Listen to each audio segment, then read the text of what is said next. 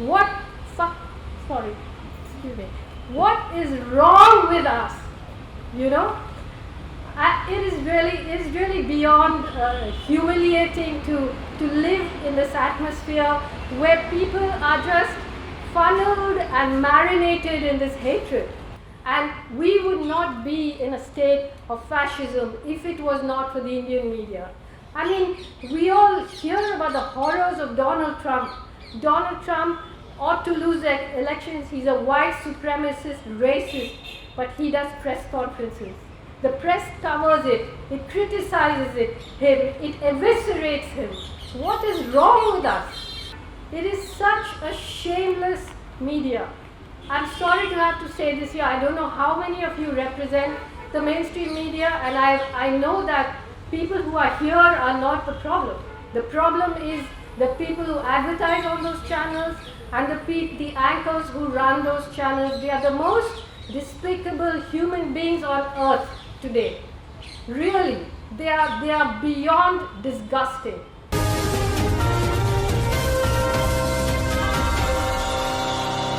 Thank you everybody who is present here today.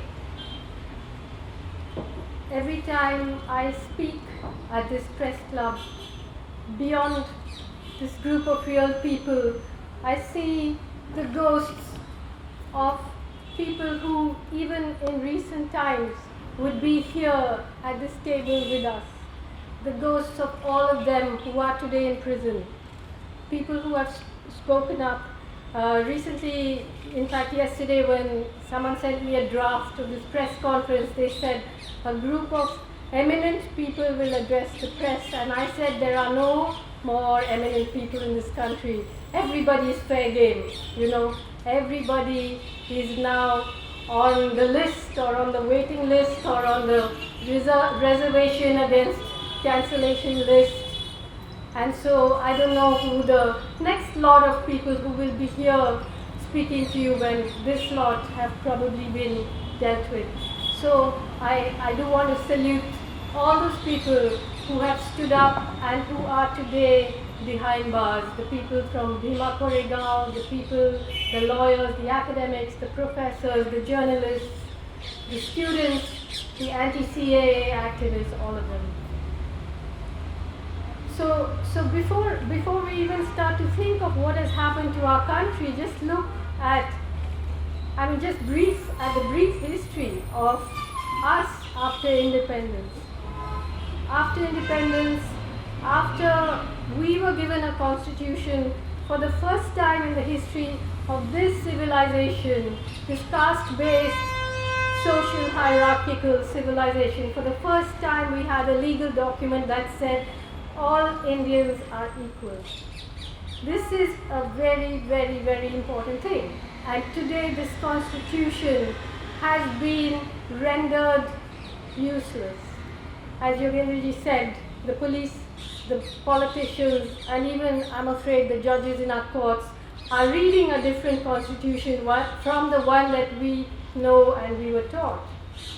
In the 60s, we had radical movements demanding justice, demanding the redistribution of wealth, demanding the redistribution of land, demanding revolution. Those movements were crushed. In the 80s and 90s, we were reduced to just speaking against displacement. People, Adivasis, people who lived on the banks of rivers, who had a little bit of land left, were now going to be displaced. And that was considered revolutionary, to say, please don't displace us.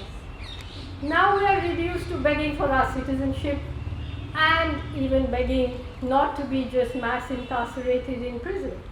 Of course, this system of incarceration began on the edges of this country, in Kashmir, in the states of the northeast, in Chhattisgarh, in central India, where hundreds, thousands of Adivasis and villagers, nameless and unknown, are in jail, charged with sedition, charged with this UAPA Act, the Unlawful Activities Prevention Act. If there is one thing that this panel must demand, it is the revocation of that law.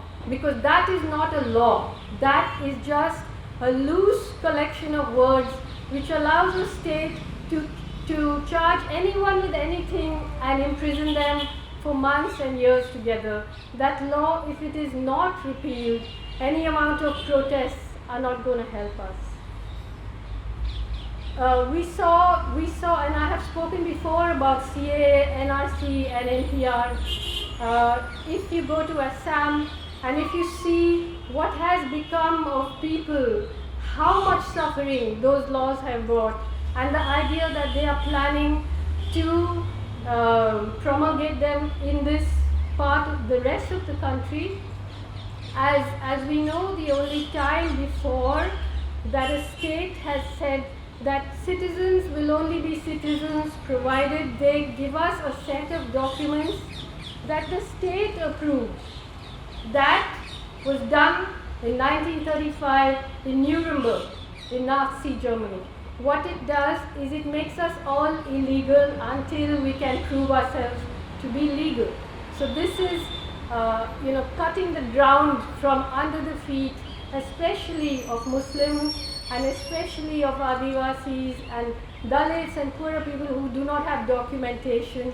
And the kinds of exploitation they will suffer are so numerous that one cannot state them here.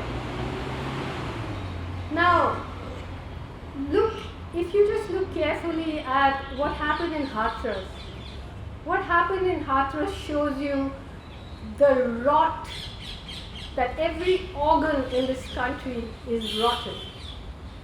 There was a Dalit girl who said, when she was found nearly dead by her mother and brother and taken to a police station, she said, in 3 videos, she said, I was gang raped.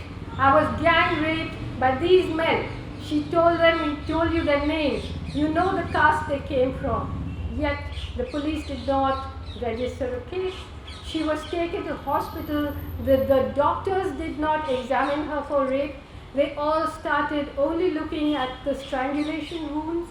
And gradually the police, the medical community, the judicial community leaks caste out of the whole thing and makes it sound like some unfortunate crime, and hey, for all you know, maybe her mother did it, maybe her brother did it, right?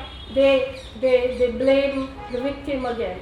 In Delhi, after all that happened in Hatras, again a little girl less than 20 years old is found hanging in a house. Again they take the body, again they cremate it before evidence can be collected. So every aspect of our society is rotten now. But the one thing that none of us have talked about, and ironically it's an odd thing to have to talk about at a press conference, the most rotten part of this country is the mainstream media. The most tragic part of this country, the most shameful part of this country. People who think or who have the audacity to call themselves journalists or television anchors, basically spineless pets on a saffron leash, drawing massive corporate salaries, destroying the lives of people. I mean, look at Omar Khalid. How many years have they lied about him? How many years have they called him names? How many times have they completely endangered his life? And that build-up of him is now the reason that he is in jail. It is such a shameless media. I'm sorry to have to say this here. I don't know how many of you represent the mainstream media, and I know that people who are here are not the problem. The problem is the people who advertise on those channels and the anchors who run those channels. They are the most despicable human beings on earth today. Really, they are beyond disgusting. And we would not be in a state of fascism if it was not for the Indian media. I mean, we all hear about the horrors of Donald Trump. Donald Trump ought to lose the elections. He's a white supremacist, racist, but he does press conferences. The press covers it, it criticizes him, it eviscerates him. What is wrong with us? What is wrong with us? It is really beyond humiliating to live in this atmosphere where people are just funneled and marinated in this hatred. Today, you have a country whose economy is in shreds, people are hungry, people don't have jobs, everything is coming apart, but we are held together by a pipeline of hatred which is funneled by the mainstream media. That will not last, it's going to collapse. We are in a situation where even the election machinery is compromised, while the government goes after non-conforming NGOs, while it has criminalized political opposition, it has criminalized social movements, it has criminalized non-conforming NGOs, it has criminalized the space for dissent, it has criminalized individuals one by one, and yet it's held together by the fact that you have an election machinery where election funding is completely opaque, where one party has more money than all the other parties put together.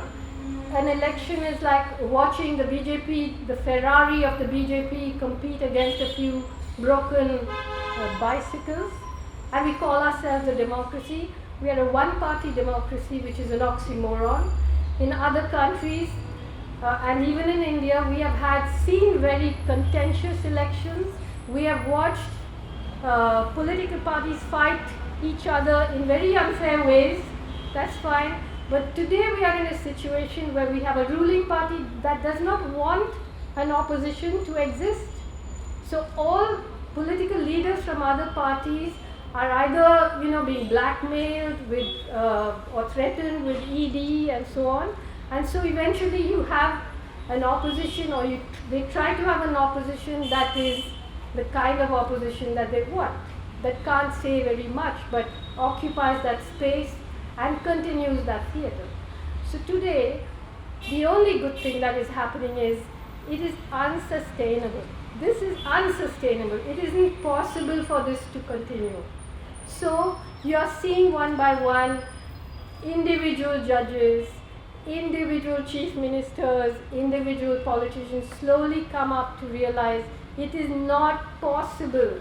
We have a government that is very cunning in how it can win the elections, but has no intelligence about how to rule this very vast country. So let's not pretend anymore that this is a democracy and there is a lot of noise on the media and it's free. It is not free. And I will lay a huge amount of responsibility on the doorstep of the corporate funded mainstream media, of the corporates that do fund this toxic media. Some corporates have started being worried about it because they know that in a climate like this, when the world's economy is integrated, even the people who work for the BJP, who support the BJP, who vote for the BJP, even they will be finished. Even the people who want to have a Hindu Rashtra at home and have their children in America, the next generation of children that are educated here will not be competent to study anywhere else in the world. It's over. The story is over. Unless every one of us, whatever our differences, realize that we are up against fascism. Please try and do some reading if you want to know how things can get worse. We are all living in a time worse than any time we can remember. But if we don't step up now, we are going to be like toothpaste that's been squeezed out of the tube. We have nowhere to go. We cannot do anything.